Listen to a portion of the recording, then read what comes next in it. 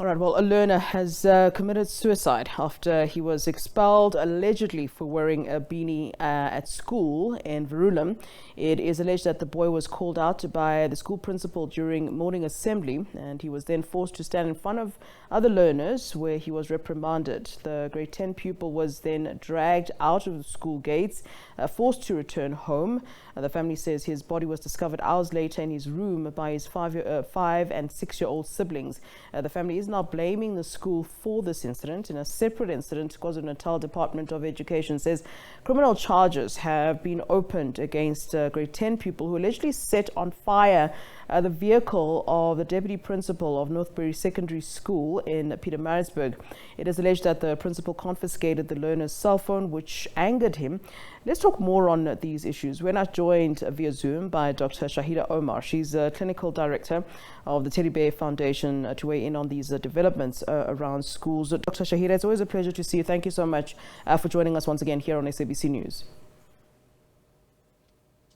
So I think this is actually quite shocking that we continue in this decade and in this era, having learned so many lessons where the approach is not to flagellate, destroy, humiliate, ridicule, and shame learners. I think we not only eroding their self-esteem, their sense of self-worth, but the approach is not helpful. It's actually harmful.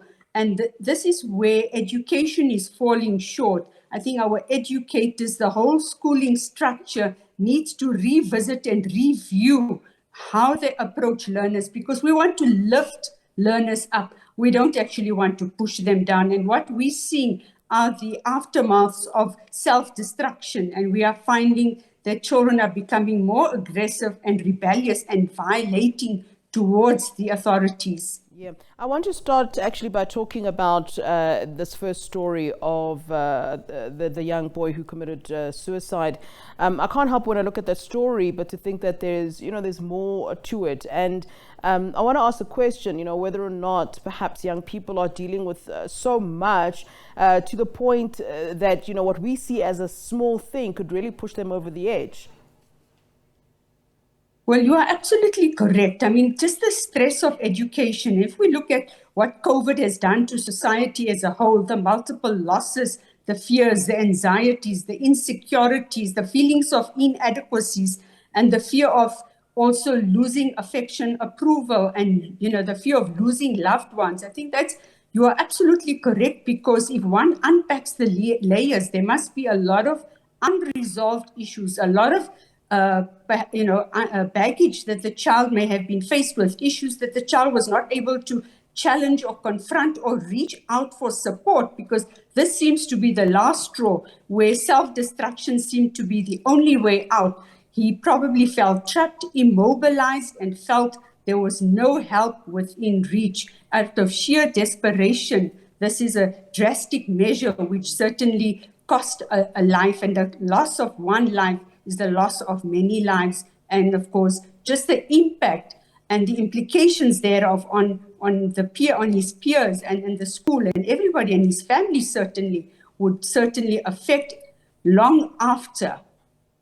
Yeah, I mean, you talk about the drastic actions taken, by both, and it seems that they're around the same age. I mean, it is quite concerning to look at the fact that, what may have caused them to act out the way that they did, it's so small compared to what they ended up doing. So, when you want to paint that direct link, it's difficult to do so. How do schools manage then what is, bubbling under in this particular, maybe it's in the particular age group?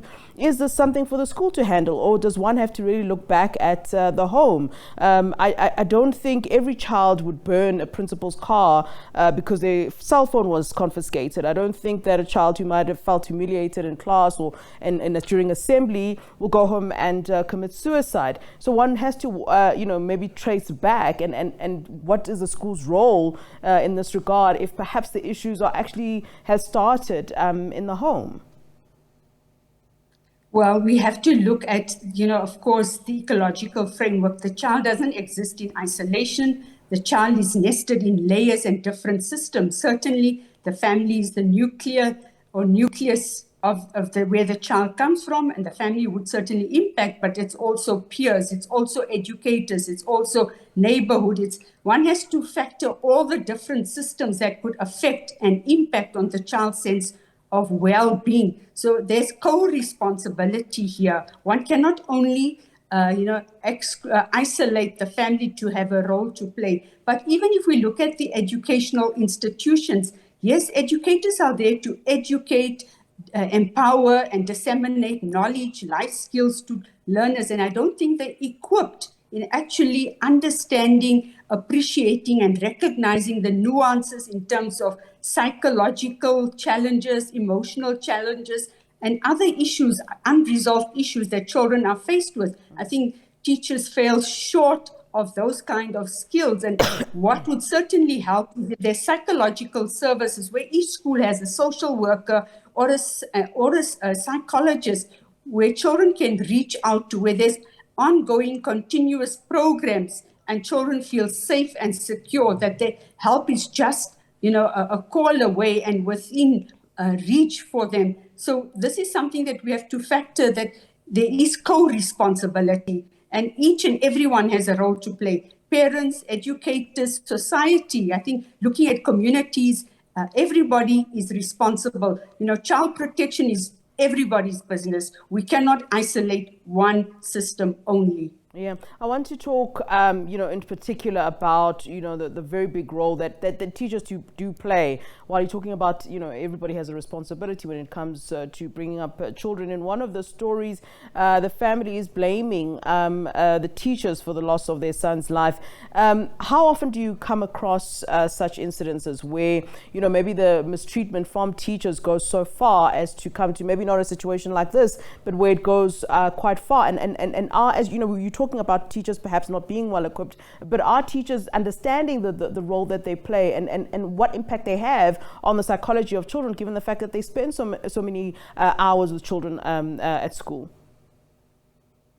So I think, again, we cannot paint all teachers or educators with the same brush. Some of them have, obviously made efforts to reach out to children when they see something is awry, something is amiss, or they see that the child is suddenly withdrawn or displaying, problematic behavior. They would reach out or even try and ensure that the child finds a safe platform to get support and help. So I think we need to also look at where education is coming from, what role and responsibility do they play, and do they have a responsibility here? Certainly, yes, where they need to be equipped in identifying signs and symptoms of problematic behavior, how to manage and where to refer. They are not therapists or trained in that area to provide that kind of support and intervention, but certainly they need to be equipped. And I think when we speak about training, we need to be aware that it needs to be ongoing, consistent training